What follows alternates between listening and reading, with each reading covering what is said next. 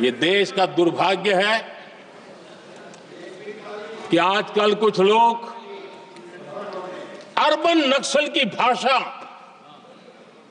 खुलेआम बोल रहे हैं।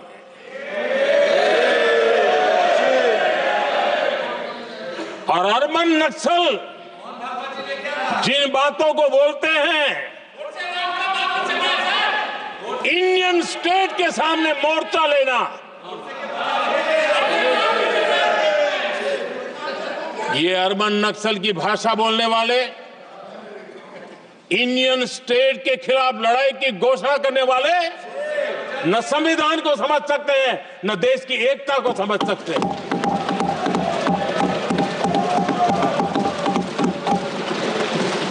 भारताविरुद्ध युद्ध पुकारणारे शहरी नक्षलवाद्यांची भाषा बोलणारे हे लोक संविधान किंवा देशाच्या एकतेबद्दल समजू शकत नाहीत असे विधान करत माननीय पंतप्रधान नरेंद्र मोदी यांनी दिल्लीत विधानसभा निवडणुकीच्या पूर्वसंध्येला लोकसभेत बोलताना देशविरुद्ध अशा प्रकारची टिप्पणी करणाऱ्यांना कठोर भाषेत सुनावले।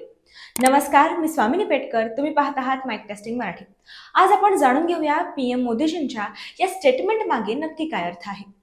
पंतप्रधानांनी कोणाचेही नाव घेतले नसले तरी त्यांचे हे वक्तव्य राहुल गांधी यांच्या अलीकडच्याच टिप्पणीचा संदर्भ देत आहे।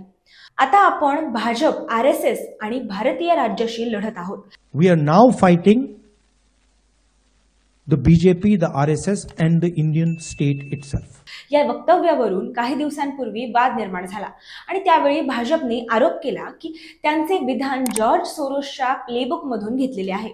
काँग्रेसच्या नवीन मुख्यालयाच्या उद्घाटनानंतर पक्षनेत्यांना संबोधित करताना राहुल गांधी म्हणाले, आम्ही निष्पक्ष लढाई लढत आहोत असे समजू नका, यात कोणतीही निष्पक्षता नाही।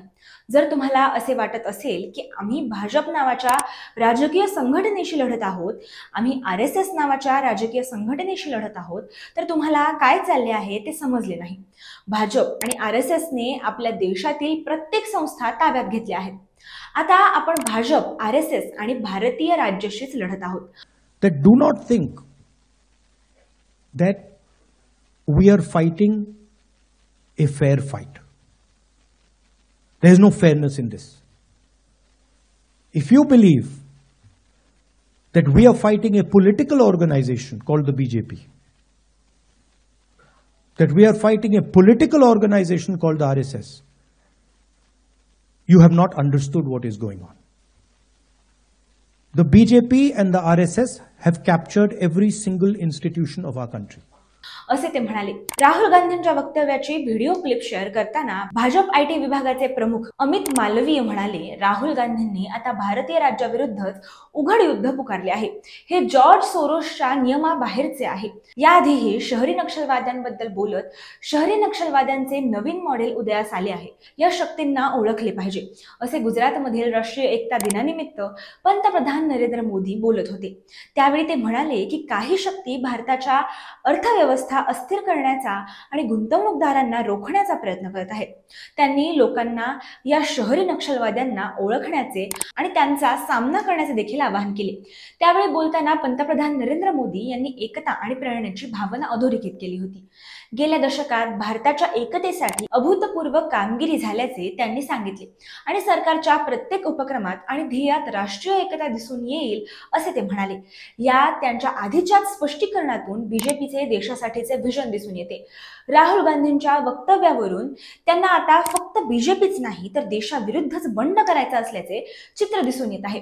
त्यासाठी आपण मागे पाहिल्याप्रमाणे त्यांना काही आंतरराष्ट्रीय संस्थांचा देखील पाठिंबा असावा असे वाटते।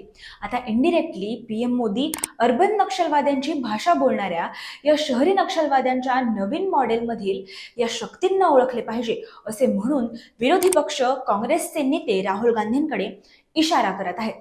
अंतिमतः ही आमची फक्त तिसरी इनिंग आहे।